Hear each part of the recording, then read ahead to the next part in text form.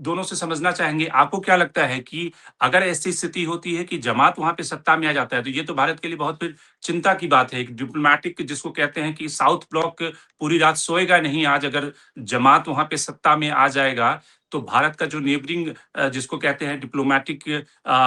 Supremacy या फिर जो उसकी एक बैलेंसिंग पावर है, वो काफ़ी कमज़ोर होगी।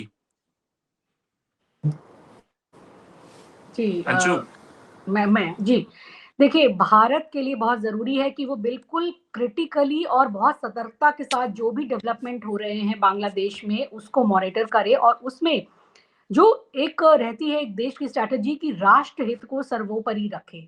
ये बिल्कुल आपने जो बता रहे थे बांग्लादेश से, ये भारत के लिए एक सोचने की, एक चिंतनीय स्थिति हो सकती है कि अगर वहाँ पर जमाते इस्लामी है, अगर उसको मेजॉरिटी मिलती है, हालाँकि इसकी संभावना बहुत कम बताई जा रही है। कहा जा रहा है कि ऑपोज़िशन में उनके आने की ज़्यादा चांसेस हैं। और जिस तरह से जो अवामी लीग के चुनाव ना लड़ने की वजह से एक जो स्पेस खाली हुआ है, उस स्पेस को उन्होंने भरा है और उनके लिए स्ट्रेंथ ये एक है कि जो 2024 में शेख हसीना के खिलाफ जो स्टूडेंट मूवमेंट चले थे, तो वो स्टूडेंट मूवमेंट्स के कुछ संगठनों का उनको साथ है और ये भी कहा जा रहा है कि अभी कुछ समय पहले ही बांग्लादेश में यूनिवर्सिटीज़ के जो होते हैं चुनाव, जैसे हमारे यहाँ देश में भी होते हैं,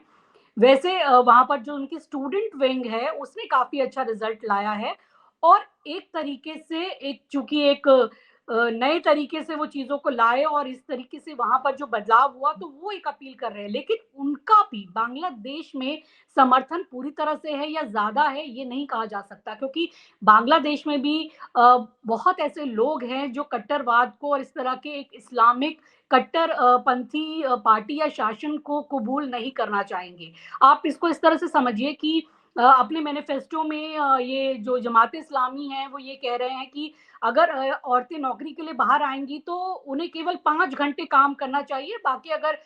3 घंटे यानी कि 8 घंटे की अगर ड्यूटी होती है, तो 3 घंटे का जो नुकसान है वो कंपनीज़ भरें। तो ऐसे में महिलाओं के को क्यों लेंगी कंपनीज़? तो उनके लिए वो मौके कम कर रहे हैं। यूनिवर्सिटीज़ में ऐसा देखा गया है कि बहुत सारी चीज़ें रिलीजियस चीज़ें थोपी जा रही हैं, तो एक धड़ा वो भी है जो इन चीज़ों को पसंद नहीं करता, जो एक मॉडर्न बांग्लादेश है, जो एक उनका जेनज़ी है या जो एक डेमोक्रेटिक वैल्यूज़ में जो इन विचारों में यकीन रखता है, वो नहीं चाहेगा कि पाकिस्तान की तरह कोई एक रिलीजियस स्टेट बने बांग्लादेश, क्योंकि बांग्लादेश कोई रिलीजियस आधार पे बना हुआ स्टेट नहीं है, भाषा के आधार पर बना था और उन्होंने एक लंबे अरसा तक अपनी डेमोक्रेटिक वैल्यूज़ को और डेमोक्रेसी को यहाँ पर एक महत्व दिया है, ना कि रिलिजन को। लेकिन जिस तरह से शेख हसीना के खिलाफ जो चीज़ें हुई और उसके बाद से यहाँ पर ये ज़्यादा उदय जो देखा गया है जमात इस्लामी का, तो हो सकता है कि इनको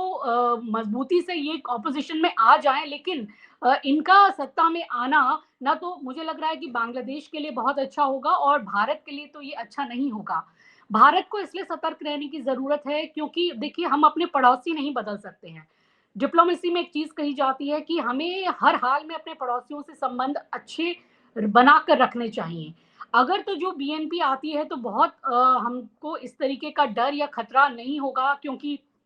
जो तारिक रहमान हैं, फिर भी कहा जा सकता है कि 17 साल भले वो निर्वासन में रहे, तो वो यूके में रहे और एक डेमोक्रेटिक वैल्यूज़ और उस तरह की एक मॉडर्न थिंकिंग को के अप्रोच के साथ वो बढ़ेंगे, ऐसा माना जाता है और एक यूथ का वहाँ जेन-ज़ी का भी उनको सपोर्ट है और शायद वहाँ के लोग चाहेंगे कि एक इस तरह का पढ़ा-लिखा, चाहे वेस्टर्न अप्रोच वाला कोई नेतृत्व हमें मिले और वो बांग्लादेश को एक मॉडर्न तरीके से आगे लेकर जाए।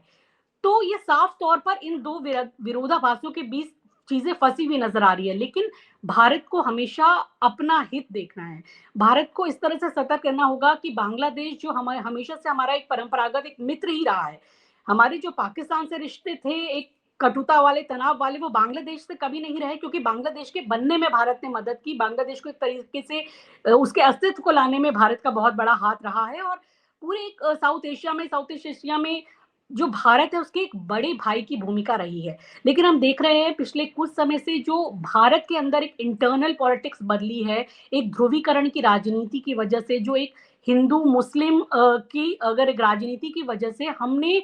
बांग्लादेश को भी अपने इंटरनल पॉलिटिक्स के चलते एक मुस्लिम देश के रूप में परिभाषित करना शुरू कर दिया। जिससे क्या हुआ है कि एक तनाव आया है, और जिस तरह से शेख हसीना को हमने शरण दी हुई है, उसको लेकर भी वहाँ पर लोगों में एक या वहाँ की सरकार में इस चीज़ को लेकर, वो भारत को लेकर वो संतुष्ट नहीं है, और वो बार-बार